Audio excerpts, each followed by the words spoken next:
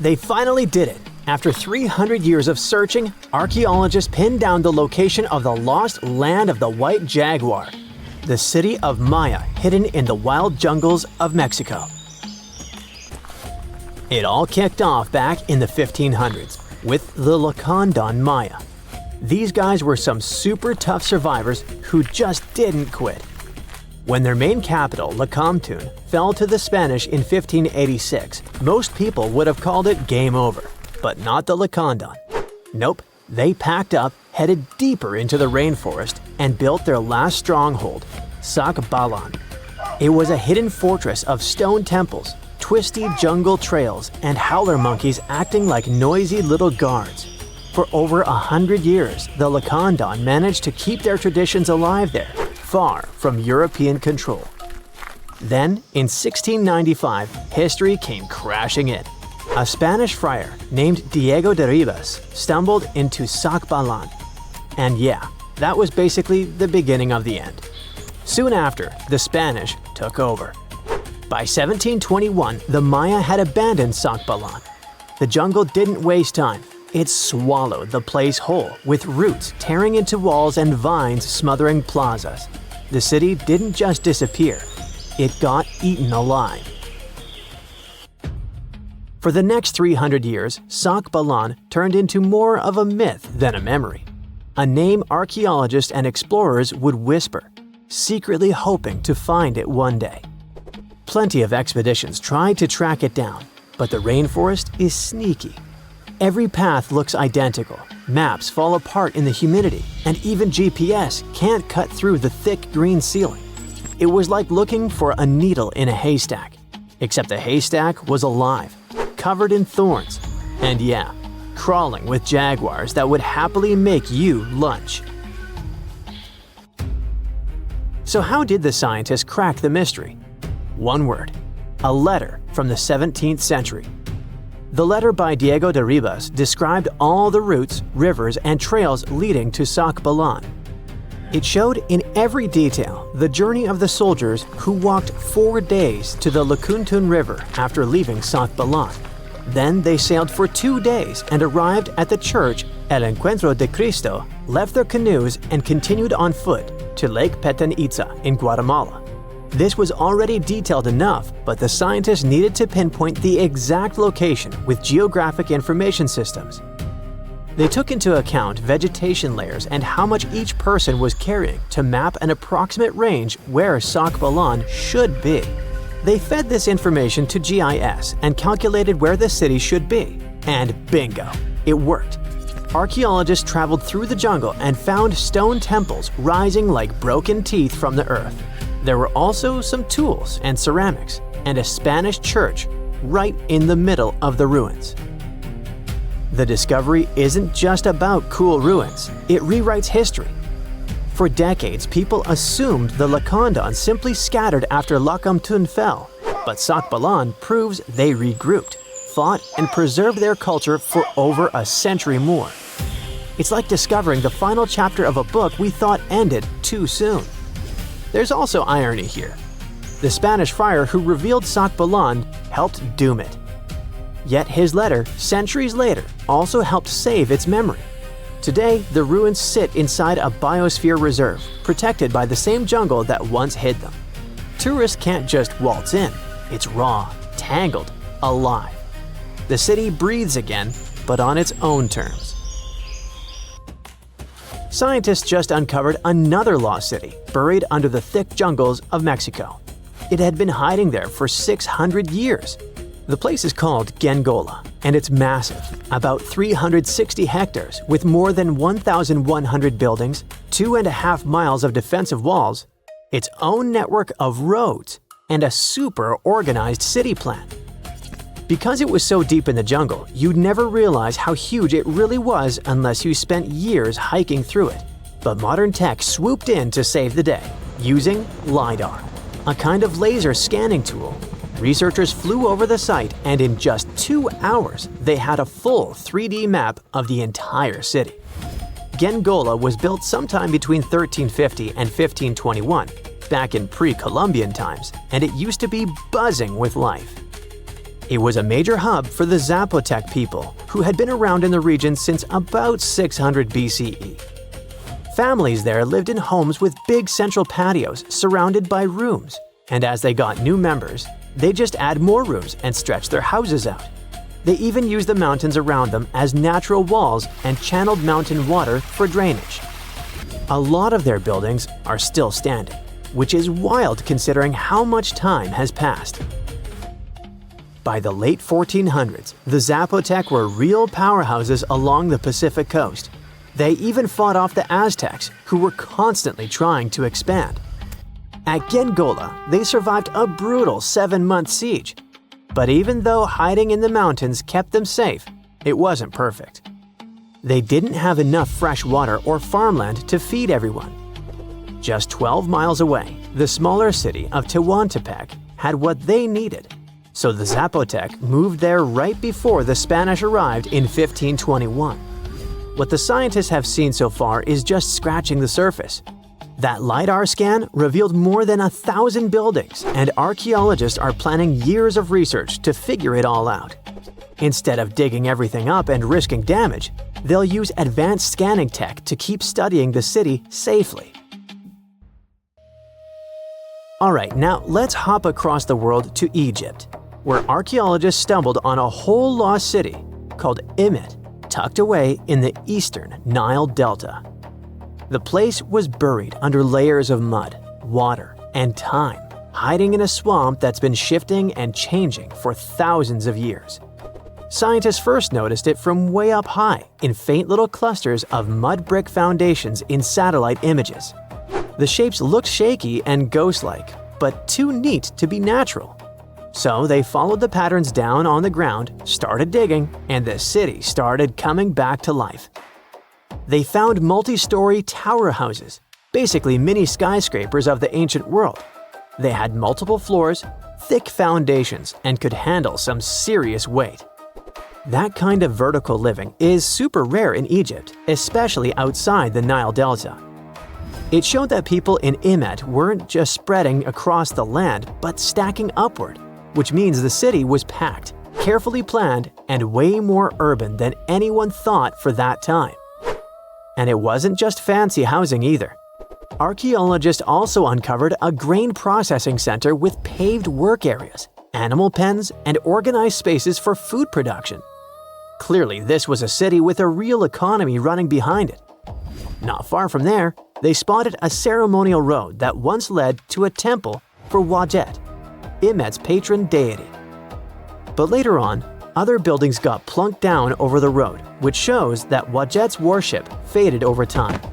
Still, the ruins coughed up some amazing relics, a green faience little funerary figurine, and a stela showing Harpocrates perched on crocodiles and gripping snakes. He was the Greek spin on Horus, deity of silence, secrets, and the newborn sun. And there was even a bronze sistrum, an ancient Egyptian musical instrument decorated with twin heads of Hathor. Turns out, Imet was active from around the 4th century BCE onward, stretching from Egypt's late period into the Roman era. Its location along trade routes made it a magnet for merchants and pilgrims visiting Wadjet's temple. So it wasn't just hanging on, it was thriving, connecting, trading, and adapting with the times. And this isn't just another dusty ruin. Imet is giving us a window into everyday life, religion, and urban planning in the Delta, which we've always known way less about compared to the big pyramids and tombs. Eridu, a megacity older than the first known civilization and older than the pyramids of Giza, was buried in the sands of the Mesopotamian desert for over 2,000 years. Now, scientists have made a discovery that changes what we know about the ancient city. They found over 4,000 canals around Eridu that brought water to more than 700 farms where people worked between the 6th and the early 1st millennium BCE. Now, Eridu was founded around 5400 BCE and was the city of the first kings and history's first city according to the Sumerian king list, an ancient text on a clay tablet. Ancient Sumerians believed that deities created this city when they decided to settle on Earth. Eridu plays such a big role in Sumerian myths and legends that, at some point, people used to think it was just a mythical location. The most famous Eridu myth says that the skies got angry because humans were too noisy, so they decided to send a great flood to wipe them out. A new study showed that the Euphrates River served as the source of water for the entire city. The researchers mapped what remains of the ancient landscape and found a well-developed network of artificial irrigation canals. They discovered 200 large main canals pulling water from the Euphrates, and those canals fed another 4,000 smaller canals. The team used everything from satellite images and drone footage to soil analysis, old records, and remote sizing tech to map out the area.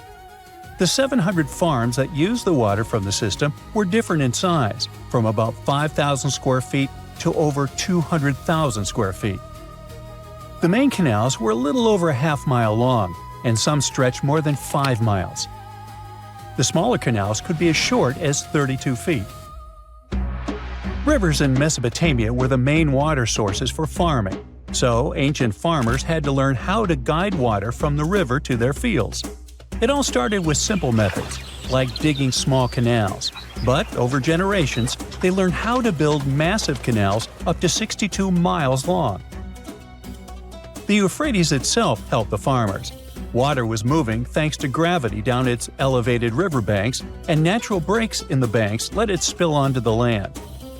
Researchers aren't sure when each canal was in use, and it's unlikely that all 4,200 canals were active at the same time during that long period. Now, Eridu used to be an important religious and trade center because of its strategic location on the Persian Gulf. Its economy mostly had to do with fishing, thanks to the Euphrates River. Researchers found fishing nets and weights and whole bales of dried fish at the site. And there were even models of reed boats, the earliest physical evidence we have for constructed boats anywhere. The city was thriving until people abandoned it around the year 600 BCE, and scientists still aren't sure why they did it. The local residents, plus the visiting pilgrims and merchants, had just exhausted all the resources of the land. They had to let it rest several times before abandoning the city for good. It happened when the Euphrates changed its course, and they lost their main source of water. Now, many centuries later, in 1854, a British official was on a mission to this area to check out a remote place that had a bunch of mounds called tells, which are piles of debris left behind by ancient human settlements. At first, Taylor wasn't impressed. He had been hoping to find something big, maybe statues, ancient writing, or ruins of palaces and temples. But with the brief time he had, all he found were things like walls, drains, stone platforms, and pieces of limestone columns decorated with tiny mosaic cones. But he didn't know that these boring mounds were hiding one of the oldest cities on Earth, Eridu. The people at the British Museum got interested in the finding, but the first full-scale excavations took place here only around a century later. The local Iraqi authorities got really interested in the excavations as they were hoping to find more about the earliest days of Mesopotamian history. So they focused on Mound 1, a massive tell as tall as an 8-story building. Soon they uncovered part of an unfinished step pyramid from the end of the 3rd millennium BCE. As they dug deeper, they found layers of human life going back in time. There were levels from the Uruk period, and even remains from a time before the Sumerians called proto-history. In those lower layers, they discovered multiple rebuilds of the Temple of Enki, the city's main deity. People rebuilt this temple again and again for over 2,000 years. Every time the temple collapsed, they built a new one right on top. Each new version of the temple was bigger and more impressive than the last. From the middle of the 4th millennium BCE, these temple buildings became massive, more advanced than anything else humans had built up to that point. The city in Eridu was also becoming more complex, with clear social classes. Eventually, they stopped rebuilding the temple and put up a step pyramid on top of the ruins. Even though Eridu faded, it likely stayed important as a religious site. Archaeologists found pottery from the 2nd and 1st centuries BCE during excavations, although there were no signs of houses. The Sumerians were an innovative civilization, as you can tell. By 1500 BCE, they invented the cedar plow, a tool that let farmers plow and plant seeds at the same time, using animals like oxen to pull it. This gear even came with instructions. The Sumerian Farmer's Almanac gave farmers advice on how to grow more crops with proper tilling and irrigation. These smart farming tricks helped feed more people, which led to larger cities, an organized ruling system, and more focus on religion. And as their cities expanded, so did their work in writing, math, and spiritual life. 5,000 years ago, the Sumerians had already produced cuneiform, one of the first writing systems in history. So another recent find from the same part of the world proves that bureaucracy existed already 4,000 years ago. Archaeologists found ancient administrative tablets in another ancient Sumerian city. These clay tablets are the oldest solid proof we have of the world's first empire, the Akkadian Empire. The tablets were inside a state archive building made of mud bricks, which had different rooms that acted like offices. Now, before this discovery, archaeologists didn't really understand how the first known empire in the world, the Akkadian Empire, worked behind the scenes. But now, thanks to the recent Gerso excavations, we have the first real and unambiguous evidence of the empire's administrative system. They tracked everything – deliveries, spending, and inventory, from fish to sheep to grains, fabric, and even gems. The tablets also include population records, with names and jobs of men, women, and kids, an ancient version of a census. From these records, scientists found out that women played a key role in Akkadian society. Some women had powerful positions, like high priestesses. The tablets also show a wide range of jobs, from skilled workers like stonecutters to people with simpler roles like temple floor sweepers. Some even included building blueprints, field layouts, and canal maps, proving that the empire had serious organization and planning. Eventually, the city rebelled and gained its independence, and the Akkadian Empire's 150-year rule ended. Now, researchers are carefully cleaning and translating the tablets to fully understand what they say. These new finds will replace older, incomplete ideas about the empire and give us a way more accurate picture of how Akkadian power and the ruling system actually worked. Egypt has ruled as the owner of the world's oldest pyramid, until now. A newly discovered structure in Indonesia may predate Egypt by thousands of years. If this is true, it rewrites history. The world's first pyramid was born during the last ice age, and it's now located in the middle of the jungle. At first glance, Gunung Padang does not exactly scream pyramid. It looks more like a big mound with scattered stones tossed all over it. But recent excavations have revealed that far beneath the surface, there are stone structures buried in multiple layers, deeper and much older than anyone expected. We're talking possibly 27,000 years old. This is serious if we're talking about humankind's history. Today, the oldest known ancient society with this kind of building knowledge is probably 11,000 years old and used to occupy the region of modern-day Turkey. We've talked about Göbekli Tepe in some of our previous videos. Gunung Padang has got the scientific community divided and raising big, life-changing questions. You see, the site of Gunung Padang has long been considered sacred by the locals.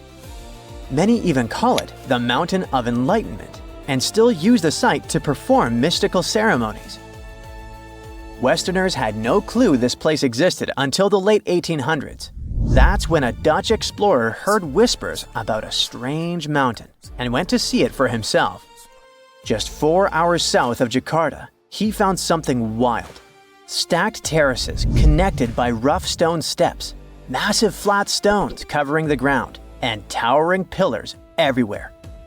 To him, it looked like an ancient ceremonial site, maybe even a burial ground.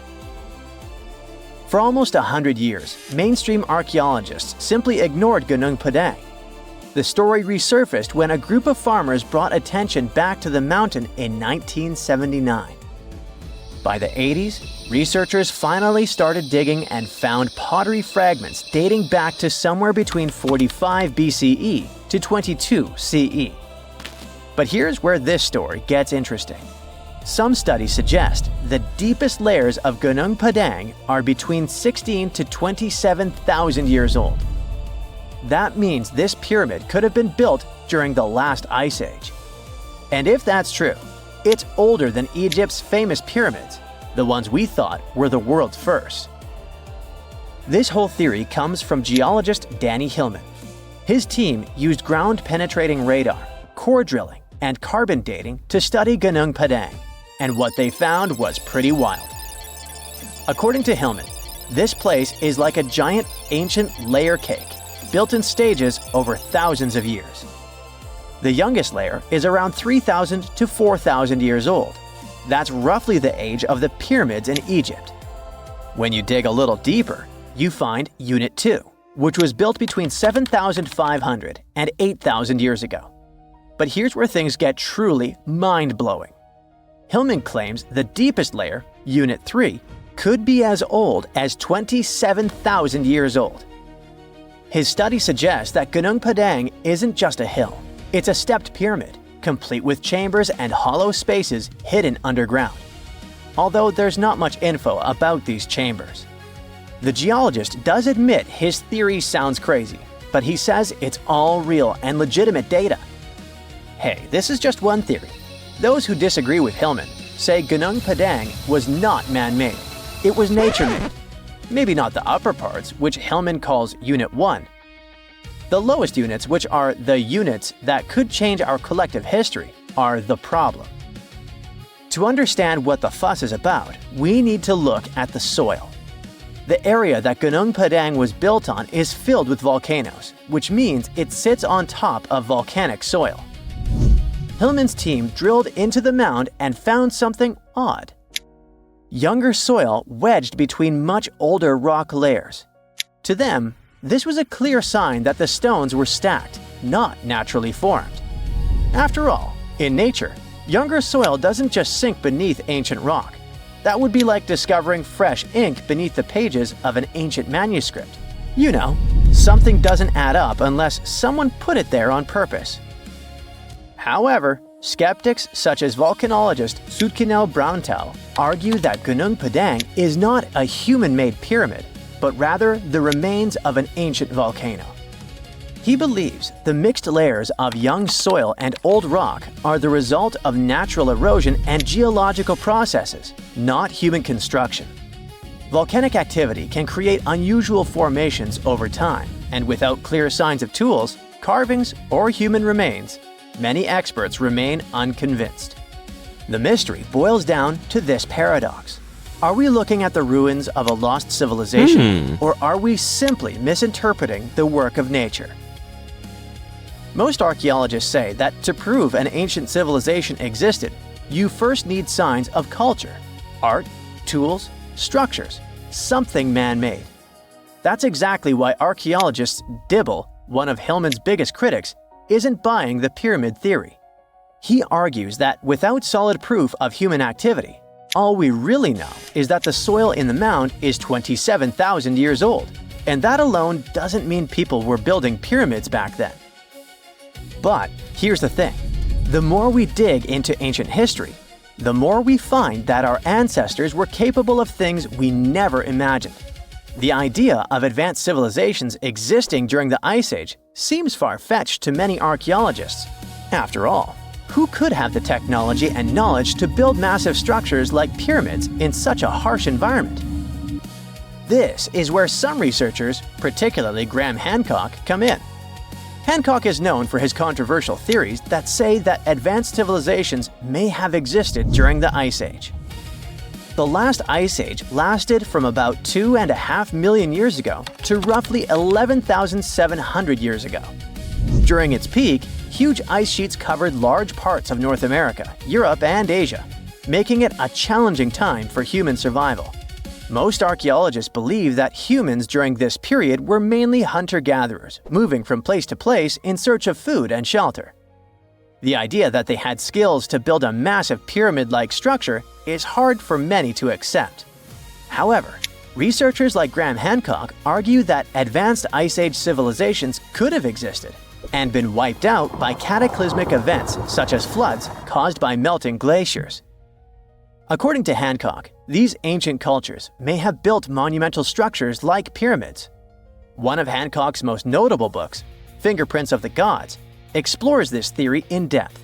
He looks at evidence from ancient monuments like Egypt's Great Pyramid of Giza and the megalithic structures in South America and suggests that these could be the remnants of a forgotten civilization. Hancock's theories imply that knowledge and skills passed down from this ancient culture were eventually rediscovered and used by later civilizations like the Egyptians and Mayans. If we apply this to Gunung Padang, the idea becomes even more fascinating. Could this ancient site in Indonesia be a remnant of a long-lost civilization that existed during the last ice age? We'll have to keep digging to figure this out. Either way, while scientists debate the origins of Gunung Padang, local myths offer a different explanation.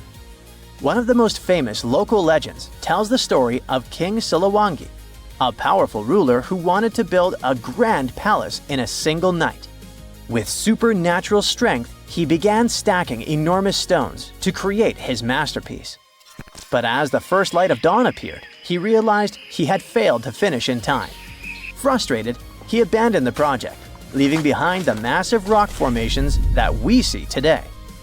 While this story isn't historical fact, it reflects how deeply Gunung Padang is embedded in the local culture. Even today, the site is considered a place of spiritual energy, attracting visitors who believe in its mystical power. Hindus from the island of Bali climb the mountain steps to conduct rituals related to the rising of the full moon.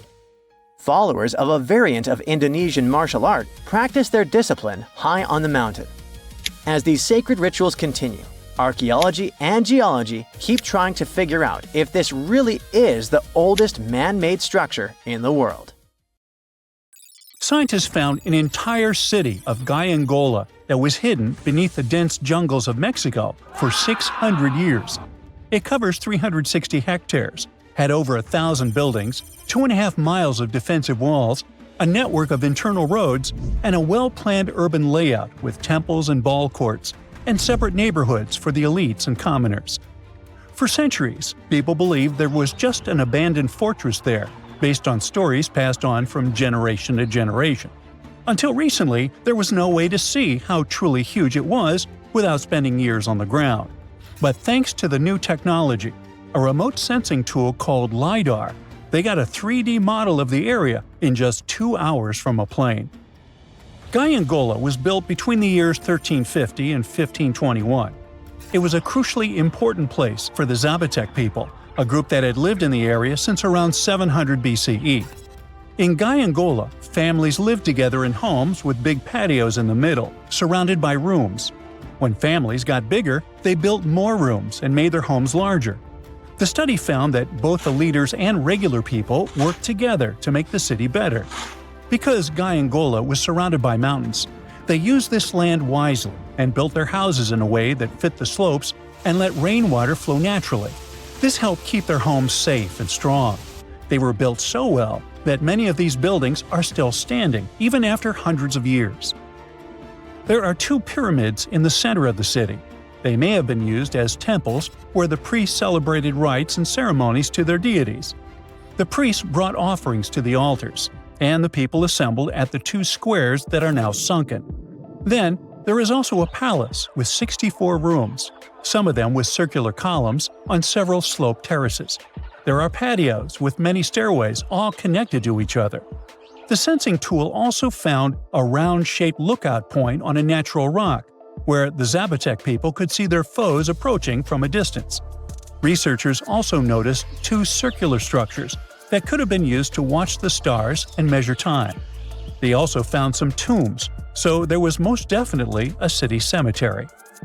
By the end of the 1400s, the Zapotec people controlled a large territory on the Pacific coast. and had successfully defended their land from the Aztecs, who were trying to take over more territory. They did the almost impossible and survived a 7-month-long siege at Guiengola. When they won this conflict and kept control of the southern part of Mesoamerica, the Zapotecs didn't need to live in Guiengola anymore. Staying in the mountains had its pros, but they needed fresh water and good farmland to grow food. The small city of Tehuantepec, just 12 miles away, had these conditions, so they moved there just before the Spanish arrived in 1521. Over time, Zapotec traditions started to fade, but their culture didn't disappear completely, and more than 300,000 Zapotec people still live in Oaxaca state in Mexico. They speak their own languages and keep their traditions alive. Creating the 3D model of the lost city is just the beginning of the research. Archaeologists hope that future studies of Guiengola will help us learn more about how the Zapotecs were organized, how they ruled their cities, and how they interacted with the Spanish when they arrived. They plan to study all 1,100 buildings found in the LiDAR scan, and it will take a few years. Instead of digging up the ruins, they will use special technology to scan the land and learn more about the city without damaging it. This same tech helped scientists find another massive ancient city that lay hidden beneath the thick green canopy of the Amazon forest. A whole network of houses, plazas, roads, and canals was hiding in the shadow of a mighty volcano. For centuries, many scientists assumed that ancient Amazonian people lived in tiny huts, clearing patches of land to survive. But this city, built 2,500 years ago and inhabited for 1,000 years, proves the opposite. Now, scientists think tens of thousands or even hundreds of thousands of people lived in complex urban societies. Scanning the area found 6,000 rectangular platforms, each measuring around 66 by 33 feet, and standing 6 to 9 feet high. These structures were arranged in clusters around central plazas, with straight roads with perfect right angles and paths connecting them. One of the roads was 16 miles long. Building straight roads like this is far harder than just following the landscape. Some of these roads may have had deep spiritual or ceremonial significance. The volcano's rich soil helped the civilization thrive, but it may also have led to its downfall. Researchers also found signs of threats to the cities, such as ditches that blocked entrances to the settlements. Maybe some people living nearby were trying to get in. The next step for the researchers will be studying the adjoining 116 square miles to know more about this large, complex society that could be bigger than the well-known Mayan societies in Mexico and Central America. Meanwhile, in 1963, a man in Turkey discovered an ancient city while renovating his own house. He knocked down a wall in his basement and found a mysterious room. He kept digging and saw a tunnel. It led to the Derinkuyu underground city. It's one of the deepest multi-level underground settlements in Cappadocia and in all of Turkey. The inhabitants lived on 8 levels and had access to cellars, storage areas, chapels, a school, a study room, and other structures. All floors were connected by an extensive network of tunnels. The underground city was probably built as a shelter. The construction is hiding at 279 feet deep, and you can't see it from the outside. The complex was large enough to shelter about 20,000 people with their livestock and food supplies. There was also a 180-foot ventilation shaft. Archaeologists believe that Phrygians first built the levels. The Romans used and enhanced the structure later. The golden time of Derinkuyu was during the Byzantine era. The next lost and found city appeared only in a few inscriptions and ancient texts, so no one could be sure it really existed. Scientists searched the majority of the coast of Egypt, until one archaeologist and his team detected a colossal face looking at them from under the water. The ancient city of Thonis Heraklion was discovered completely submerged 4 miles off Alexandria's coast. In the ruins of the lost city, there were 64 ships, 700 anchors, and a treasure trove of gold coins. Archaeologists believe the 16-foot-tall statue and the temple remains are the most important findings discovered by the expedition. Back then, the city had ceremonies and celebrations that took place in the Temple of Ammon. The ruins and artifacts were made from granite and diorite, so they were in good condition even after having been in contact with water for centuries. They give people a glimpse into what life was like 2,300 years ago in one of the most important trade ports of the world. The city had a network of canals, sort of like an ancient Egyptian Venice. The canals linked many separate harbors and anchorages. Towers, temples, houses, and other structures were also linked by bridges. Thonis Heracleon was the country's main port for international trade and the collection of taxes. No one really knows how the city ended up submerged, but archaeologists connect it with natural causes. At the end of the 2nd century BCE, most probably after a flood, it got covered with water. Then Alexandria, the city founded by Alexander the Great, became more glorious than Heracleon. Before Alexandria's fame, Heracleon was the main port of entry to Egypt. So after the tragedy, many ships heading for Heracleon had to change their route and go to Alexandria. Heracleon lost its glory until its discovery in 2000. You are lost deep within the jungle in the Yucatan Peninsula in Mexico. There are strange noises all around you, and to make it worse, the sun is setting. Soon, you'll be alone in the middle of an unknown rainforest. Guess it was a pretty bad idea to come looking for El Dorado on your own, wasn't it? You keep walking as fast as you can when suddenly, wait! What's this you're seeing? It looks like large stairways made out of stone. This definitely doesn't look natural, so you take a picture. Maybe you didn't strike gold, but you might have just found something relevant. Congratulations! You found Ocomtú, a long-lost Mayan city, hidden 37 miles into the jungle. The name literally translates to stone column. Stone was probably in at the time, so these guys used a lot of it to build their pyramids, houses, and even ball courts. If you ever thought that Europeans invented ball games, think twice. Mayans loved to play ball games for recreational purposes. Ocomtú is part of a series of other long-lost Mayan cities that are being discovered with the help of new technology nowadays. We'll talk more about the other ones in a jiffy. Perhaps the biggest surprise of this one is that it was surrounded by wetlands, which is why the city was built on high ground. The city was monumental, covering an area of over 120 acres. That would be as big as 90 football fields right next to each other. Scientists have found proof that Ocomtú had pyramids of up to 49 feet high, and that it was likely an important social hub between 250 and 1000 CE. This is definitely a game changer. But lost Mayan cities began to be unearthed in the 19th century. Modern technologies, such as LiDAR imaging, help archaeologists see through dense canopies of the forests. This means that people don't really have to risk getting lost in the tropical jungle like you did at the beginning of this video. LiDAR works sort of like an X-ray. It sends out laser beams that can detect any signs of ruins or ancient constructions. According to space archaeologist Sarah Parchak, satellite imagery has been a key player in discovering ancient cities in South America, Egypt, and other places. Sarah herself spends most of her days scouring images for any signs of where there could have been cities long ago. She says that more often than not, what happens is that ruins are covered by vegetation, soil, or sand, which makes them super tricky to find. But thanks to these awesome tools, scientists also made the huge discovery of ancient Mayan causeways, which spread throughout old Mayan territories. I mean, take a look at these roadways. You'd expect to see ruins like this in places such as Portugal, England, or the United States.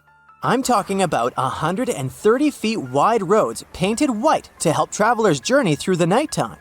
Scientists recently unearthed a 110-mile network of roads such as these, and they think this dates back to before the first registered Mayan highways we've known so far. These roadways, which sometimes ran over the swampy ground and were even elevated at times, are being called the world's first superhighways. Even if there is no registry of animal-powered vehicles, it's believed that the Maya used them to travel around a network of possible 964 settlements. They were built like a huge spiderweb, and from what archaeologists have gathered, This huge system of roads worked to connect a big system of economic and social interactions between Mayan cities.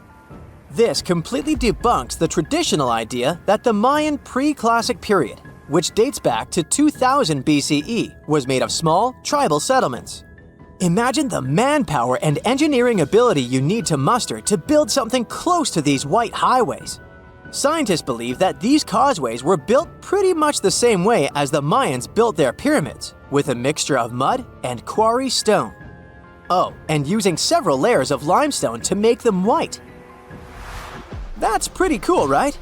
But let's take a few steps back for a moment to get some context. The Mayans were one of the biggest pre-Columbian civilizations living in the Americas. Until now, experts believe that at its apex, the Mayan civilization consisted of over 40 cities with a population of millions of people. That's a lot of folks. Their civilization spanned Mexico's Yucatan Peninsula, Guatemala, and Belize. And they survived mainly on agriculture. The thing is, the Yucatan Peninsula was an extremely difficult place to grow crops. So the Mayans had to develop a complex irrigation system in most of their cities. They built a series of ceremonial buildings, pyramids, and plazas. The Mayans might have been keen pyramid builders, but they also developed an advanced astronomical system. With whatever ancient technology they had, they were able to predict the exact location of planets such as Venus and Mars, as well as the exact dates of eclipses. If you've ever seen examples of ancient Mayan cities, this is Tikal. Located at the heart of the Guatemalan jungle, Tikal is believed to have been the capital of the ancient Mayan conquest state. At its height, it was comparable in importance to cities such as London or New York in today's world. It's composed of a series of complex monuments. The North Acropolis is one of Tikal's most ancient complexes of monuments. Built solely by human hands around 350 BCE, it served as the resting place of kings and chiefs. Its monuments are up to 200 feet high. Back in the day, the step pyramid temples were painted a beautiful red. Mayans loved that color. Today, of course, you'll only see the limestone. Then there's Chichen Itza. It's got one of the best preserved pyramids on Earth to date. Located in Mexico's Yucatan state, this Mayan city is well over 1,500 years old. At its peak, it was home to 35,000 people. The site covers 4 square miles of land. The highlight is El Castillo, a tremendous step-like temple standing 80 feet above ground. Its most peculiar feature is that it has 91 steps up each of its 4 sides, including the upper platform, which makes for 365 steps, the same number of days as the solar year. You can see that these folks were a pretty big deal, huh? That's why nobody can really understand what happened to them. There's a big lack of evidence on the decline of this almighty empire. What could have been the cause of their demise? Was it a drought? New research in 2017 did bring some new discoveries into the mix. Using data from a site at Bahlán, located at southwest of Tikal, scientists analyzed radiocarbon data from ceramics and archaeological excavations to extract new information about the unexpected demise of this great civilization. The information shows that instead of a sudden collapse, the Mayans most likely fell in waves of social instability and political crises. These events are believed to have deteriorated Mayan city centers and began causing the dispersion of the Mayan population. It's hard to pinpoint the exact causes, though. But hey, recent discoveries are shedding a big light on humanity's past. Not only about the Mayan Empire, but about other long-lost civilizations of South America. A major recent discovery in Brazil was done using satellite imaging technology and is also shocking scientists. Some images from near the Xingu River, also in the Amazon, suggest that cities of millions of people might have existed inside the jungle, way before our modern civilization ever existed. I mean, if this doesn't shock you, I don't know what will. Satellite imagery also detected a network of trenches dating back to 200 and 1,200 CE in the Bolivian Amazon forest. These proofs suggest settlements that could have supported around 60,000 people right in the middle of the Amazon forest. When researchers from the University of Florida went on ground to check the satellite information, they were shocked to find several mounds that were accompanied by ditches and geoglyphs. Archaeologists also found remnants of carefully designed walls centered around plazas, much like the type of construction done by the ancient Mayans. Darkness comes right at noon. What is it? The end of the world? Are you getting blind? Is some kind of giant asteroid moving toward Earth? Oh, don't worry. It's just an eclipse, a cosmic event on a planetary scale that isn't scary at all. It's a moment when the moon passes in front of the sun and the planet plunges into darkness for a short time. When this happens, we're not surprised, as scientists usually report on an eclipse several months in advance. With the help of astronomical calculations and mathematical models, they predict the positions of the sun and moon for many, many years ahead. But what happened to people in the past? 100? 500? 1,000 years ago? A farmer goes to work in the field and suddenly the whole area is plunged into darkness. He knows it's morning, but what's happening? Or sailors who travel the seas and oceans and suddenly notice that the horizon and the sky are getting too dark, as if someone had switched off the light. Imagine the primal horror they felt. But in reality, people didn't panic. Even before the invention of computers, giant telescopes, and satellites, people could predict the time of an eclipse in advance. How did they do it? People in the past were much smarter than some of us think. Let's see how they performed astronomical calculations using the example of the Maya civilization and their famous eclipse calendar.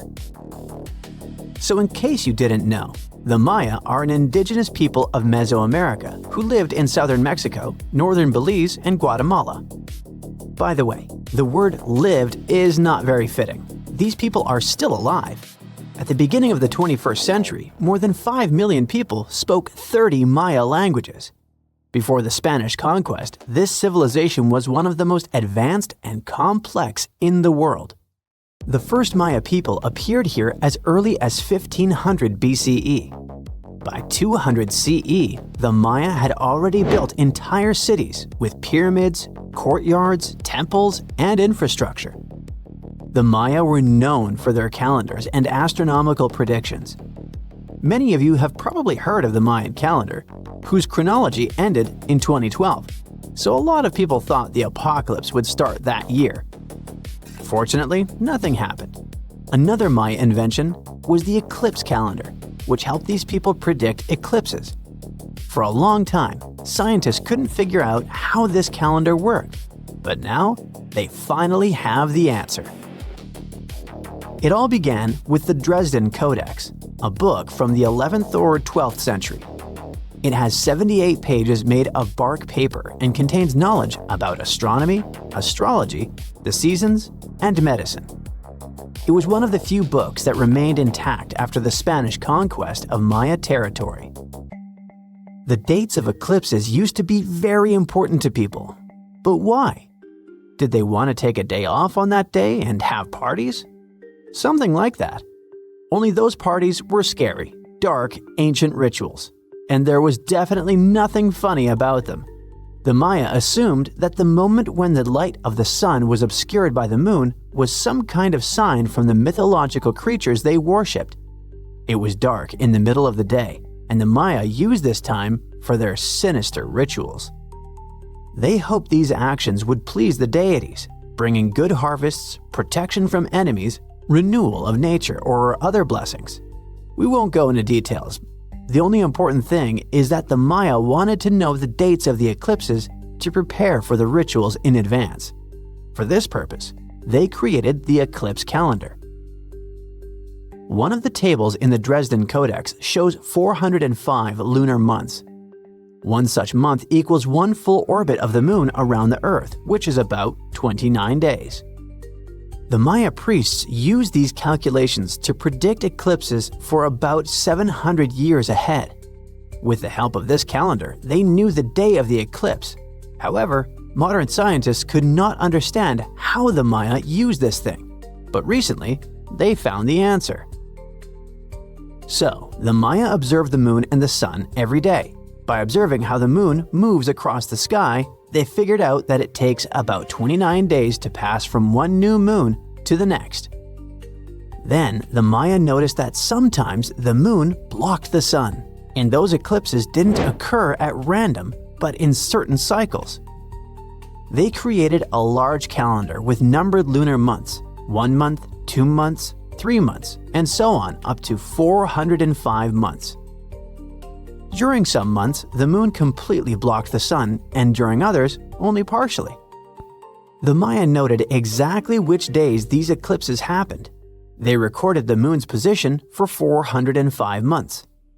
With these notes, they could predict where the moon would be for the next 405 months, and then the next, repeating for hundreds of years. In simple words, they started the calendar anew after passing this deadline. At least, that's what modern scientists thought, but it was a mistake. The moon doesn't orbit the Earth in exactly the same time every month. Some months it takes a little longer, some months a little shorter, just a few hours more or less than the last orbit. Of course, such changes in the schedule were insignificant, but there were many of them, and this made the calendar incorrect. Imagine that you're only a minute late for a meeting with your friends. It's okay. But if you've been running late for 3 months, then you've already got about a 90-minute delay. On the Mayan calendar, which showed 405 months, there were many more of those extra hours. If the Maya always used the last number from one table to start the next one, their eclipse predictions would slowly become wrong. The mistakes would grow bigger each time they reset the table. Instead, the Maya probably began a new table at the 358th month of the old one. In this case, their predictions for when the sun and moon line up would only be about 2 hours and 20 minutes too early, which is very accurate for that time. If we compare the ancient table with what we know today about eclipse cycles, we'll find that this method would let the Maya correctly predict every solar eclipse seen in their lands between 350 and 1150 CE. These small corrections kept the table working well for a very long time. Scientists are sure that with these updates, the table would stay accurate for centuries, with mistakes of less than 51 minutes over 134 years. This shows how advanced Maya math was. It also reveals how deeply the Maya connected their lives and beliefs to the movements of the sun, moon, and stars. We do a similar thing when we have a leap year. February usually has 28 days, but every 4 years it gets an extra day, making 29. Earth goes around the sun not in exactly 1 year, as we usually think, but in 1 year plus about 6 extra hours. Because these extra hours add up over time, after a few years, they become a whole extra day. To keep our calendar correct, we add this extra day to the end of February. This day is called Leap Day. This leads to small time errors, so we consider them in a leap year. The Maya did about the same thing with the eclipse calendar. But how did they choose the reference points for their astronomical calculations? We don't know. They did it without computers, telescopes, or other modern technology. They were just very good at observing nature. By the way, a similar system of cycles made people believe that the end of the world would happen in 2012. The Maya created a calendar that began in 3144 BCE and ended on December 21, 2012. The Maya saw this as the date of ending the old cycle and starting a new one. But our modern culture has turned this point into the end of the world. In addition to calendars, the Maya built unique architectural structures. They invented one of the most advanced writing systems. They were also big fans of liquid chocolate. They grew cocoa trees, then plucked the beans, dried, ground, and mixed these crushed beans with water. They warmed it up and got a frothy and very bitter drink. To make it sweeter, they added honey to it, but they could also throw chili peppers and other spices in there. Maya did many interesting things, but this is a topic for another video. Once upon a time, I searched through the jungle, following a map poorly drawn on a piece of cloth. After days of walking, I reached an ancient Mayan temple. As soon as I stepped in, a strange noise echoed. I turned to leave, but suddenly the floor cracked beneath my feet. I fell into a 1600-year-old tomb. Finally, I got lucky. That day, I walked out with shiny jades, carved seashells, a creepy afterlife mask, and a curse that's been haunting me ever since. Well, okay, maybe it didn't happen exactly like that. Or maybe it didn't happen to me. Sadly, real-life archaeology is not like Indiana Jones movies. However, the findings can be as exciting and important, especially in Belize, where archaeologists just found the first identifiable ruler's tomb in the lost Mayan city of Caracol after 40 years of digging. A team of archaeologists finally unsealed a hidden chamber, buried deep beneath a structure they'd already studied. And inside that tomb, which is indeed around 1600 years old, was Tikal, the first known king of Caracol. His name is commonly interpreted as Tree Branch Rain Deity, which is poetic and incredibly awesome. King Chak was believed to be a Mayan deity in control of rain, thunder, and lightning. According to folklore, he used axes to strike rain-bearing snakes in the sky to make the rain fall. The buried king is considered to be the dynasty founder. The royal dynasty he founded lasted more than 460 years. And judging by what was buried with him, we can assume that King Chak was greatly celebrated. His tomb had jade beads, carved bones, seashell jewelry, and ritual pottery vessels. One of those vessels shows White Jaguar, the Maya deity of trade, receiving offerings. Others showed bound prisoners. Archaeologists could tell they had found some high royalty when they noticed a considerable presence of red cinnabar in the tomb, a rare and expensive material from the Mayan world.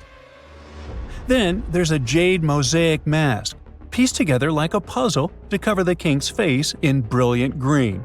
Jade wasn't used just because it was shiny. It was sacred and symbolically associated with life and demise. Polished jade glistens like it's been dipped in water, cool at first, but quickly warming in your hand.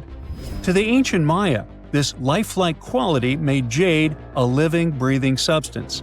And for this reason, it possessed high religious and spiritual importance. The Maya associated it with the breath of life, with royalty, and with eternity. Covering someone's face in jade showed just how high-ranking that person was.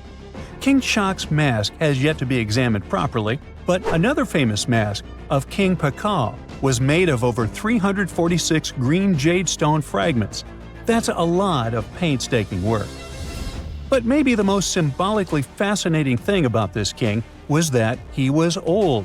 Not just lived a good life old, toothless old.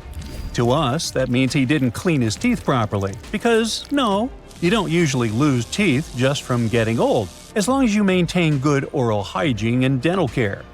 On the other hand, according to Maya legends, toothless elders were believed to have spiritual powers. Rulers and shamans mediated between realms, and aged or underworld deities were often shown as toothless in art. Now, speaking of realms, Mayan cosmology divided the universe into three layers. The upper world was where the deities lived.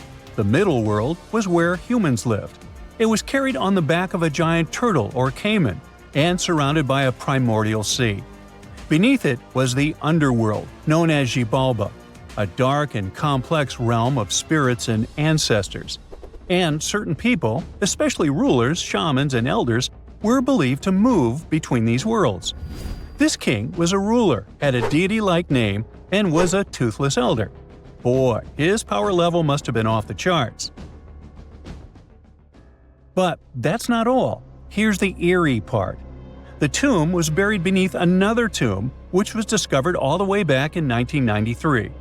Archaeologists were investigating a different burial when they realized there was another chamber hidden beneath it, an interesting hiding place.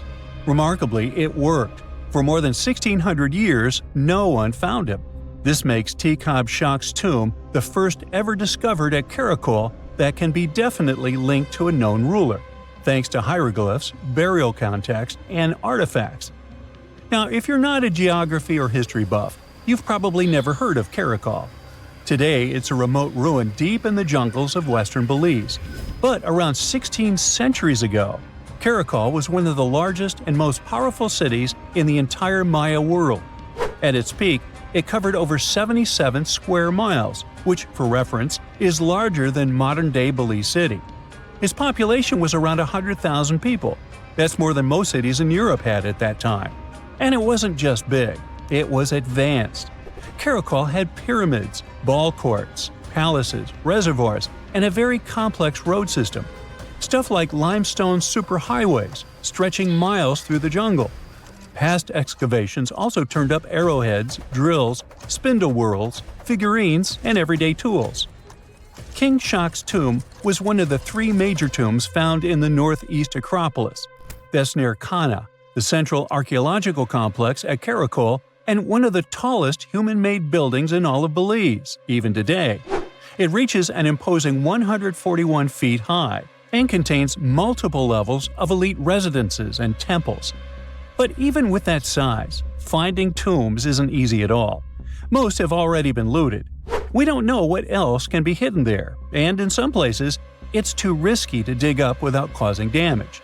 That's why it took researchers decades to finally find something untouched.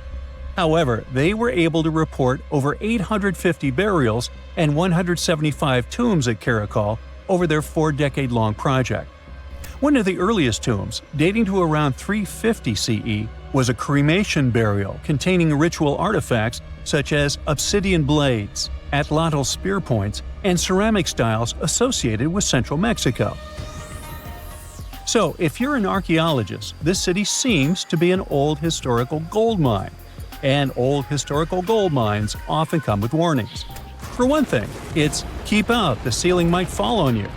Besides, even though scientists are excited about this discovery, if the king can really walk between realms, he's probably annoyed by all this. So what happens now that the king's eternal rest has been disturbed?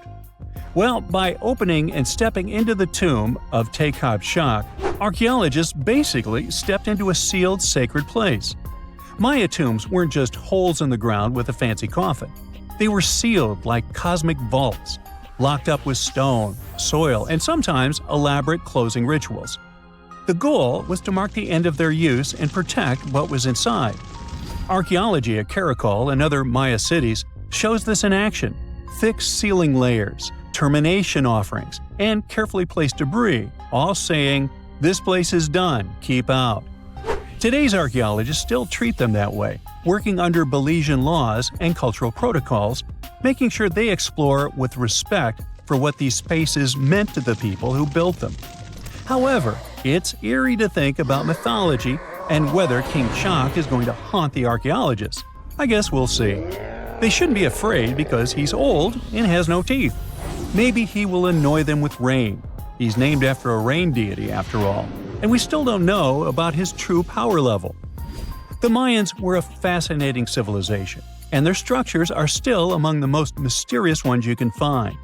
Despite being isolated from the known world, they also built pyramids without cranes, mapped stars without telescopes, and knew how to bury a king. Caracol is full of secrets: a hidden tomb under another tomb, a toothless king with a scary-looking mask and a deity's name. Almost unbelievable. And amazingly, there is still stuff being found. So maybe it's not too late for me after all. But first, let's see the aftermath of this curse, huh? Back in December 2012, a lot of people were freaking out over the idea that the world might end in some catastrophic event. And it was all thanks to the famous Maya calendar. This ancient way of tracking time had been the subject of endless speculation. But one of its biggest mysteries was definitely an 819-day count found in some versions of the calendar. No one could explain why it was there or how it worked, until recently, when a group of researchers from Cambridge might have finally cracked the code. First things first, how does the Maya calendar work?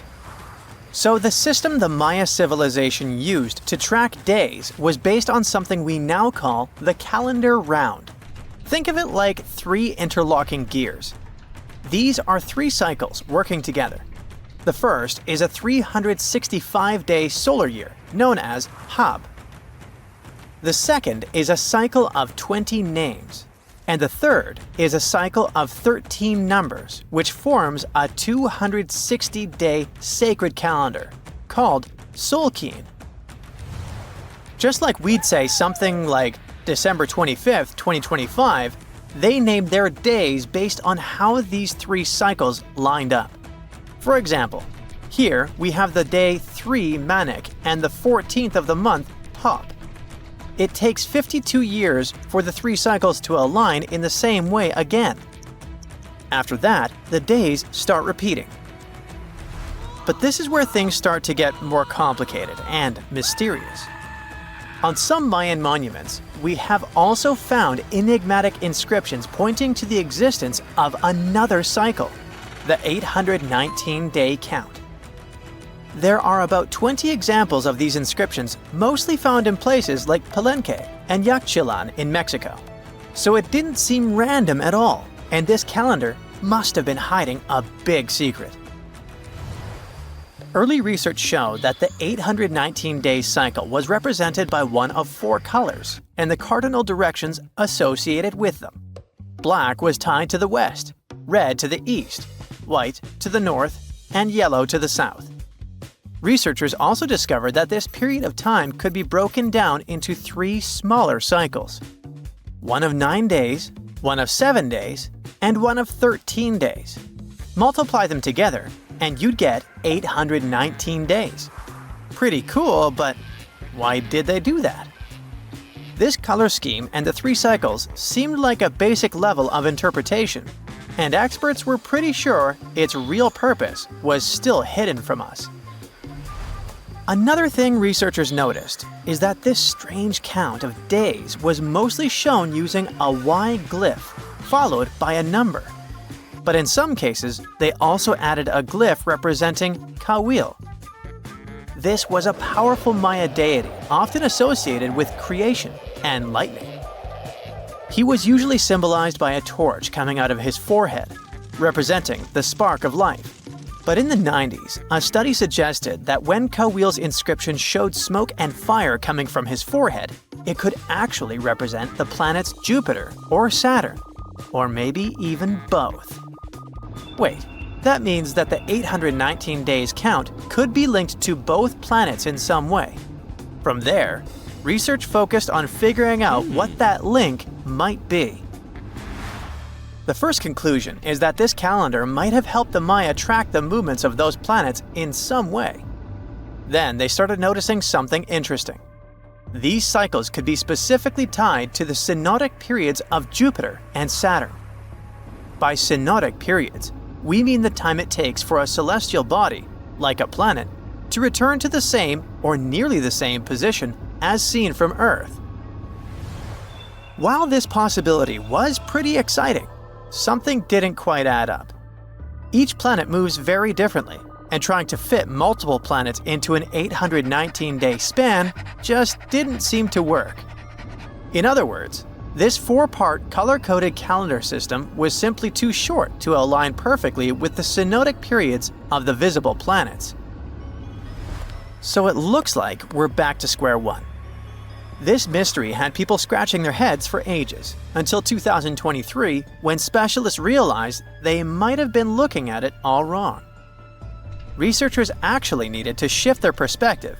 Instead of seeing this system as 819 days, they needed to consider the number as representing timelines. And this period of time could be just a small part of a much, much bigger calendar. You see, as we said earlier, this cycle seemed to track the period when a planet became visible to people on Earth. To prove that these 819 cycles were timelines, not actual days, researchers needed a planet that could serve as a starting point to back up their theory. In this case, it was Mercury. And there's a pretty simple reason for that. Mercury's synodic period is 117 days, which fits perfectly into the calendar count. I mean, if you take 1819 and divide by 117, you get the number 7. So, Mercury is the only visible planet whose synodic cycle fits neatly into this period as whole numbers. perfect. Now they had a solid starting point.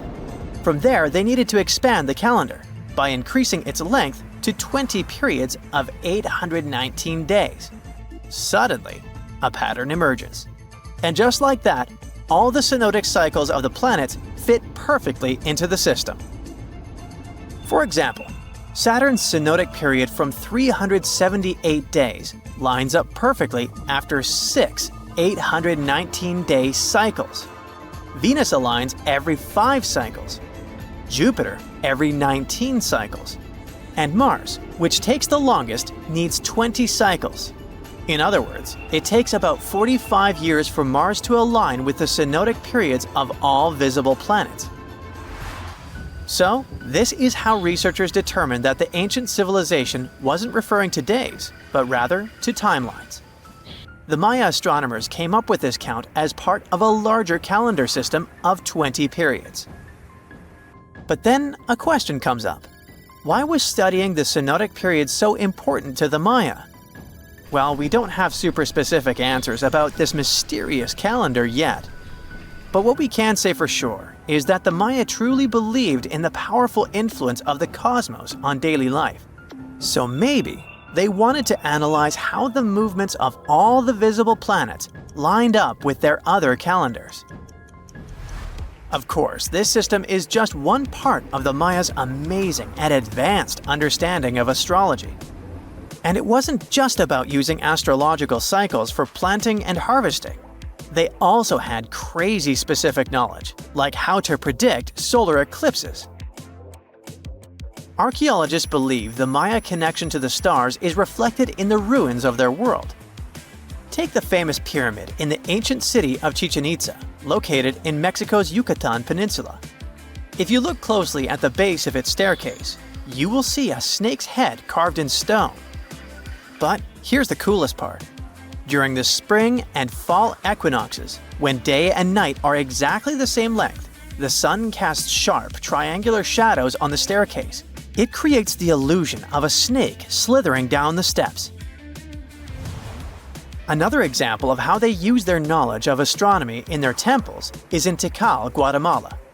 Built around year 1 of the Common Era, this pyramid is considered one of the Maya's earliest astronomical complexes. And its alignment and orientation allowed them to track and calculate solstices and equinoxes with incredible precision. The Maya were skilled sky watchers. Just like we have modern-day high-tech observatories with round domes, they had something similar. Meet El Caracol. The name means snail in Spanish and refers to the spiral staircase inside the tower. Built around 906 Common Era, it was the perfect place to observe all the changes in the sky and track the movements of the sun, moon, planets, and stars. Unlike us today, with our telescopes, satellites, and advanced tools, the Maya relied entirely on naked eye observation, and that makes their achievements even more incredible. You are lost deep within the jungle in the Yucatan Peninsula in Mexico. There are strange noises all around you, and to make it worse, the sun is setting. Soon, you'll be alone in the middle of an unknown rainforest. Guess it was a pretty bad idea to come looking for El Dorado on your own, wasn't it? You keep walking as fast as you can, when suddenly, wait! What's this you're seeing? It looks like large stairways made out of stone. This definitely doesn't look natural, so you take a picture. Maybe you didn't strike gold, but you might have just found something relevant. Congratulations! You found Ocomtú, a long-lost Mayan city. Hidden 37 miles into the jungle, the name literally translates to stone column. Stone was probably in at the time, so these guys used a lot of it to build their pyramids, houses, and even ball courts. If you ever thought that Europeans invented ball games, think twice. Mayans love to play ball games for recreational purposes. Ocomtú is part of a series of other long-lost Mayan cities that are being discovered with the help of new technology nowadays. We'll talk more about the other ones in a jiffy. Perhaps the biggest surprise of this one is that it was surrounded by wetlands, which is why the city was built on high ground. The city was monumental, covering an area of over 120 acres. That would be as big as 90 football fields right next to each other.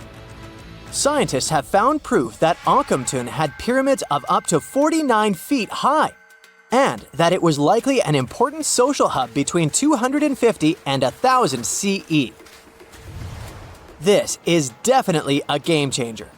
But lost Mayan cities began to be unearthed in the 19th century. Modern technologies, such as LiDAR imaging, help archaeologists see through dense canopies of the forests. This means that people don't really have to risk getting lost in the tropical jungle like you did at the beginning of this video. LiDAR works sort of like an X-ray. It sends out laser beams that can detect any signs of ruins or ancient constructions. According to space archaeologist Sarah Parchak, satellite imagery has been a key player in discovering ancient cities in South America, Egypt, and other places. Sarah herself spends most of her days scouring images for any signs of where there could have been cities long ago. She says that more often than not, what happens is that ruins are covered by vegetation, soil, or sand, which makes them super tricky to find.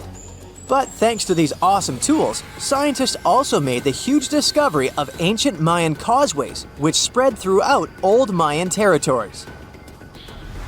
I mean, take a look at these roadways. You'd expect to see ruins like this in places such as Portugal, England, or the United States. I'm talking about 130 feet wide roads painted white to help travelers journey through the nighttime. Scientists recently unearthed a 110-mile network of roads such as these, and they think this dates back to before the first registered Mayan highways we've known so far. These roadways, which sometimes ran over the swampy ground and were even elevated at times, are being called the world's first superhighways.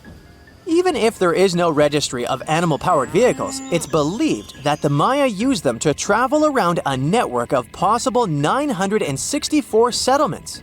They were built like a huge spiderweb, and from what archaeologists have gathered, this huge system of roads worked to connect a big system of economic and social interactions between Mayan cities. This completely debunks the traditional idea that the Mayan pre-classic period, which dates back to 2000 BCE, was made of small, tribal settlements. Imagine the manpower and engineering ability you need to muster to build something close to these white highways. Scientists believe that these causeways were built pretty much the same way as the Mayans built their pyramids, with a mixture of mud and quarry stone. Oh, and using several layers of limestone to make them white. That's pretty cool, right? But let's take a few steps back for a moment to get some context. The Mayans were one of the biggest pre-Columbian civilizations living in the Americas.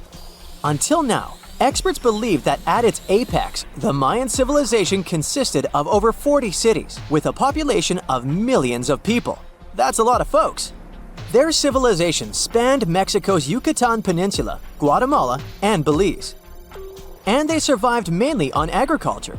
The thing is, the Yucatan Peninsula was an extremely difficult place to grow crops. So the Mayans had to develop a complex irrigation system in most of their cities. They built a series of ceremonial buildings, pyramids, and plazas. The Mayans might have been keen pyramid builders, but they also developed an advanced astronomical system. With whatever ancient technology they had, they were able to predict the exact location of planets such as Venus and Mars, as well as the exact dates of eclipses. If you've ever seen examples of ancient Mayan cities, this is Tikal. Located at the heart of the Guatemalan jungle, Tikal is believed to have been the capital of the ancient Mayan conquest state. At its height, it was comparable in importance to cities such as London or New York in today's world. It's composed of a series of complex monuments. The North Acropolis is one of Tikal's most ancient complexes of monuments. Built solely by human hands around 350 BCE, it served as the resting place of kings and chiefs. Its monuments are up to 200 feet high. Back in the day, the step pyramid temples were painted a beautiful red. Mayans loved that color. Today, of course, you'll only see the limestone. Then there's Chichen Itza. It's got one of the best preserved pyramids on Earth to date. Located in Mexico's Yucatan state, this Mayan city is well over 1,500 years old. At its peak, it was home to 35,000 people. The site covers 4 square miles of land.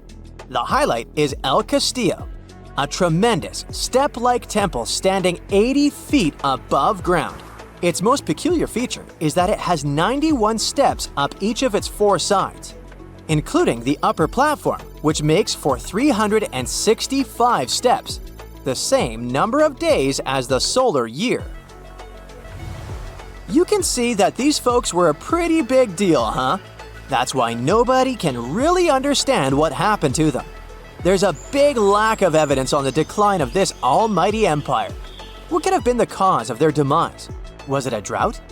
New research in 2017 did bring some new discoveries into the mix. Using data from a site at Ceibal, located at southwest of Tikal, scientists analyzed radiocarbon data from ceramics and archaeological excavations to extract new information about the unexpected demise of this great civilization. The information shows that instead of a sudden collapse, the Mayans most likely fell in waves of social instability and political crises. These events are believed to have deteriorated Mayan city centers and began causing the dispersion of the Mayan population. It's hard to pinpoint the exact causes, though. But hey, recent discoveries are shedding a big light on humanity's past. Not only about the Mayan Empire, but about other long-lost civilizations of South America. A major recent discovery in Brazil was done using satellite imaging technology and is also shocking scientists. Some images from near the Xingu River, also in the Amazon, suggest that cities of millions of people might have existed inside the jungle, way before our modern civilization ever existed. I mean, if this doesn't shock you, I don't know what will. Satellite imagery also detected a network of trenches dating back to 200 and 1200 CE in the Bolivian Amazon forest. These proofs suggest settlements that could have supported around 60,000 people right in the middle of the Amazon forest. When researchers from the University of Florida went on ground to check the satellite information, they were shocked to find several mounds that were accompanied by ditches and geoglyphs. Archaeologists also found remnants of carefully designed walls centered around plazas, much like the type of construction done by the ancient Mayans. Can you pronounce this name of the Aztec capital city? Yes, it's quite difficult to say in English and above my pay grade. Okay. It's Tenochtitlan. And Mayan cities are hard to pronounce too. Consider Jaxchilan. They must be part of the same language, right? Well, not really. The Aztecs and the Mayas were among the most famous Mesoamerican peoples. That's present-day Central America. But they didn't speak the same language, and they weren't even the same civilization. The two nations lived in different eras. The Aztecs dominated the region from the 14th to the 16th century. Back in Europe, this was near the end of the Middle Ages. The Mayas came before the Aztecs. Historians believe they started building city-states in the 3rd century. Their peak lasted until the 10th century. Now, this doesn't mean that the Mayas and the Aztecs didn't have contact with each other. But at the time this happened, the Mayas were on a decline, so the Aztecs traded more with their descendants than with real Mayan people. The two civilizations didn't even live in the same place. The Aztecs built their cities in the north of what is today Mexico. The Mayas lived to the south of them in the Yucatan Peninsula. Yes, that's also in Mexico nowadays. But the Mayas inhabited parts of modern-day Guatemala and Belize as well, and they spoke a number of languages. There's a whole Mayan language family they spoke, not just one language. Some of those languages have survived through today. Estimates show that there are 6 million indigenous Maya people groups spread across Central America. In Guatemala, there are 21 Maya languages recognized by the authorities. Further north, in Mexico, the number of official languages is 29. For the Aztecs, the situation is much simpler. They had a single language. It still has around 1.5 million native speakers, mostly in central Mexico. That's more than any other family of indigenous languages in the region. But is there a chance a speaker of Aztec languages can understand a speaker of the Maya language? Not by a long shot. The two languages are completely unrelated. In fact, they didn't even share the same writing systems. The Mayans were more advanced because they used hieroglyphs. Yep, like the ancient Egyptians.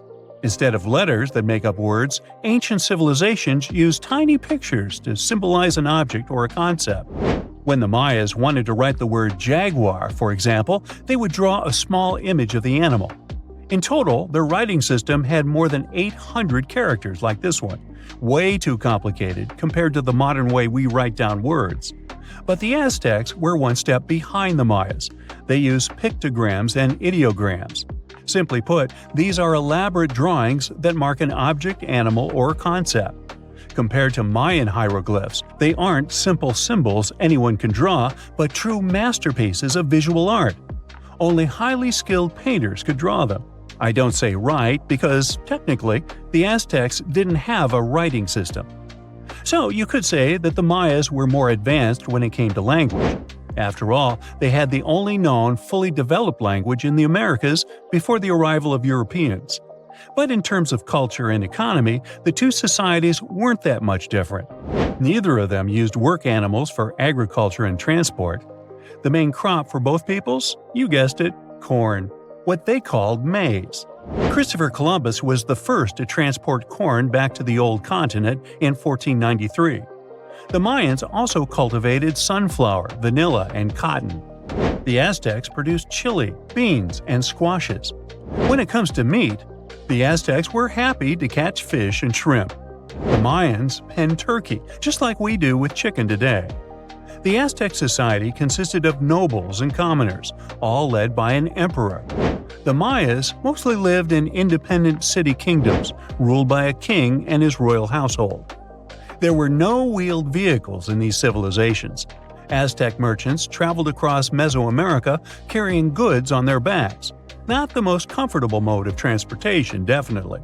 We shouldn't think of Aztec roads as the ones we have today. They were narrower because they saw only foot traffic. Mayas used a similar road system that also included canoes. They wouldn't travel far from the coast, though. They carved out these vessels from large tree trunks. An average Mayan canoe was 50 feet long. That's the length of a modern-day yacht. The goods these Mayas traded ranged from salt to pearls.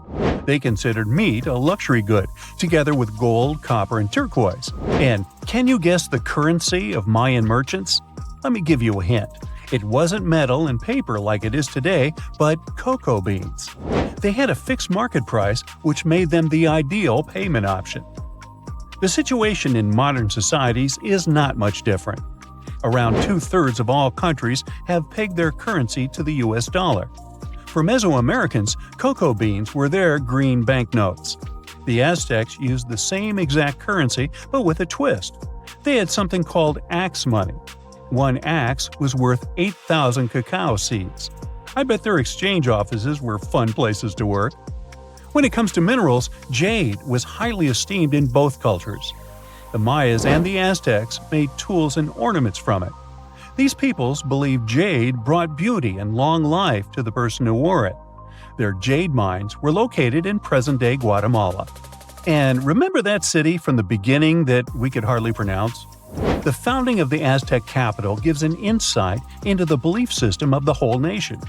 According to legend, the Aztec deity told them to build a city in the place where an eagle sits on a cactus with a snake in its talons. They saw this happen on an island in a lake. This is where they built the city. If you want to find it on the map of Central America today, look for Mexico City. That's the site of an ancient Aztec capital. It even got its name from the ancient nation, because Mexica was an alternate name for the Aztecs. They constructed the city on small artificial islands. It was slightly bigger than the surface area of London Heathrow Airport. The Mayas didn't have a capital city as we know it today. Their civilization spanned across 40 cities. These settlements had a population of 5 to 50,000 inhabitants. Today, these sites could be classified in terms of size as small American towns. But the total number of Mayan cities is not final. Archaeologists keep discovering new ones deep in the jungle of the Yucatan Peninsula. Quite recently, researchers unearthed a new site in the southeast of Mexico. They found a number of stone columns and named the city after the Mayan word for it. Back in the day, the city was part of the central Maya lowlands. Today, this region is covered with thick jungle. The Maya abandoned their settlements in this area around the 8th and the 9th century. Historians still cannot agree on why this happened. Some claim overpopulation was the main issue. Others argue the trade routes collapsed, so Mayan cities couldn't flourish anymore. Whatever the case, northern Mayan cities lived on. The descendants of these peoples were there when the Europeans stumbled upon them several centuries later. The Aztecs were also present in today's Mexico at this time, but contact with a foreign culture didn't bring them much good. There was an outbreak of smallpox that sealed the Aztecs' fate. This doesn't mean that this American nation left the world stage forever, though. Every time we say words like avocado, chili, guacamole, chocolate, and coyote, we are actually reviving the Aztec language. These words are present in pretty much every language on the planet. Mayan words also entered modern English. Linguists argue that the word shark actually comes from a Mayan language. This is the word these ancient Mesoamerican people used for fish. Both ancient civilizations left behind pyramids, and they look very similar in style. The only hint that can help you differentiate between them is that there are way more Mayan ruins that still exist today. Finally, regarding maize, or corn as we call it, there's a story among the Maya descendants that their process of harvesting corn back then was called amazing. Get it? Maize? Corn? Okay, I made that up.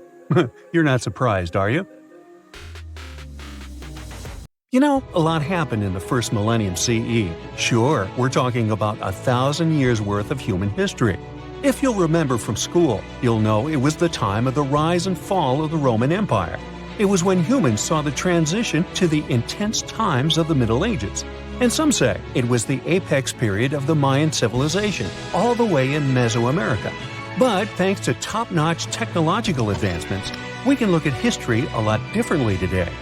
You see, archaeologists have found actual proof that the Mayan civilization may have started way before we think it did, and that since the beginning, their civilization was far from simple. To find out more about this, you'll have to tread deep into the Guatemalan rainforests. Are you down for the ride? Rainforests are dense and difficult to access. If you were an archaeologist, I'm betting you'd find them quite threatening as well. That's actually one of the reasons why we've been kept in the dark for so long when it comes to the truth about the Mayans. But take a look at this. You'd expect to see ruins like this in places like Portugal, England, or the United States. I'm talking about 130-foot wide roads, painted white to help travelers journey through the nighttime. For scale, these roads were about half the size of an American football field. Huge, huh? Scientists recently unearthed a 110-mile network of roads such as these, and they think this dates back to before the first registered Mayan ruins we've known so far. These roadways, which sometimes ran over swampy ground and were even elevated at times, are being called the world's first superhighways. Even if there is no registry of animal-powered vehicles, it's believed that the Maya used them to travel around a network of possibly 964 settlements. They were built like a huge spider web, and from what archaeologists have gathered, they worked as an implied system of economic and social interactions. This completely debunks the traditional idea that the Mayan pre-classic period, which dates back to 1000 to 350 BCE, was made of small tribal settlements.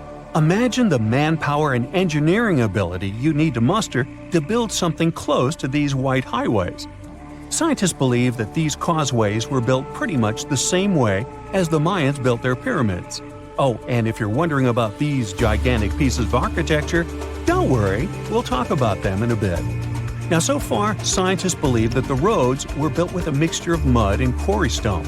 Oh, and using several layers of limestone, of course. Researchers were only able to find all of this out because of a new technology called LiDAR imaging. Do you know how we've used sonar technology to map out the ocean bed? Well, this is very similar to that. But instead of using sounds, we use laser systems. This mapping system allows researchers to see through and beyond the thick canopies of forests. It's like we have X-ray vision. This is definitely a game changer. But lost Mayan cities began to be unearthed in the mid-20th century. And since then, ruins from cities such as Tikal, Palenque, and Uxmal have been rediscovered. But let's take a few steps back for a moment to get some context. The Mayans were one of the biggest pre-Columbian civilizations living in the Americas. Until now, experts believe that, at its apex, the Mayan civilization consisted of over 40 cities with a population of millions of people. That's a lot of folks. Their civilization spanned Mexico's Yucatan Peninsula, Guatemala, and Belize, and they survived mainly on agriculture. The thing is, the Yucatan Peninsula was an extremely difficult place to grow crops. So the Maya had to develop a complex irrigation system in most of their cities. They built a series of ceremonial buildings, pyramids, plazas, and even courts for playing ball. The Mayans might have been keen pyramid builders, but they also developed an advanced astronomical system. With whatever ancient technology they had, they were able to predict the exact location of planets, such as Venus and Mars, as well as the exact dates of eclipses. Now, let's take a look at some of their sites. This is Tikal. Located at the heart of the Guatemalan jungle, Tikal is believed to have been the capital of the ancient Mayan Empire. At its height, it was comparable in importance to such cities as London or New York in today's world. It is composed of a series of complex monuments. In total, the site has 12,000 buildings. The North Acropolis is Tikal's most ancient complex of monuments. Built solely by human hands around 350 BCE, it served as the resting place of kings and chiefs. Its monuments are up to 200 feet high. Back in the day, the step pyramid temples were painted a beautiful red. Mayans loved that color. Today, of course, you'll only see the limestone. We've said that the Mayans spread out through different countries, so it shouldn't come as a surprise that Chichen Itza is a 10-hour drive from Tikal today. There's no feud between the two, they were just different city centers, like New York and LA. It's got one of the best preserved pyramids on Earth to date. Located in Mexico's Yucatan state, this Mayan city is well over 1,500 years old. At its peak, it was home to 35,000 people. The site covers 4 square miles of land. The highlight is El Castillo, a tremendous step-like temple standing 80 feet above ground. Its most peculiar feature is that it has 91 steps up each of its 4 sides, including the upper platform, which makes for 365 steps, the same number of days as the solar year. Makes you go, Behold, the lost city of Palenque. Another important Maya city is believed to have hosted over 6,000 people at its peak. Archaeologists have made some unusual discoveries on this site. The most eccentric of them all makes us think of Indiana Jones and the Tomb Raider. One of the buildings in Palenque is believed to be the final resting place of the Red Queen of Palenque. She was believed to be the grandmother of the last Mayan king. In her honor, a huge monument was built to keep her body after her passing. The discovery of the tomb itself was already thrilling. Archaeologists found an ancient monument when digging at the site back in 1994. The first they saw was a room with a hidden door. Once they opened the door, they discovered an 8-foot-long corridor. At the end of this corridor was the queen's chamber, and inside was the mummy of the queen herself. They found her to be accompanied by her pearls, jade shells, and expensive rocks. But as the team explored the remains, they saw something strange.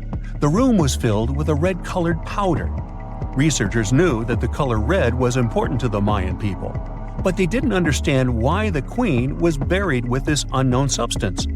They took a sample back with them for further analysis and discovered that the red powder was cinnabar, a very dangerous mineral. This powder, when inhaled, can cause severe health damage to a person. The team concluded that this could only be a trap for anyone trying to steal her riches. Talk about curses, huh? One thing that has always troubled researchers is the lack of evidence on the decline of this almighty empire. What could have been the cause of their demise? Was it a drought? Some disease?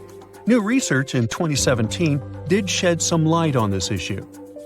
Using data from a site called Ciabal, located southwest of Tikal, scientists analyzed radiocarbon data from ceramics and archaeological excavations to extract new information about the unexpected passing of this great civilization. The information shows that, instead of a sudden collapse, the Mayans most likely fell in waves of social instability and political crises. These events are believed to have deteriorated Mayan city centers and began causing the dispersion of the Mayan population. So, what's your take on the end of this story?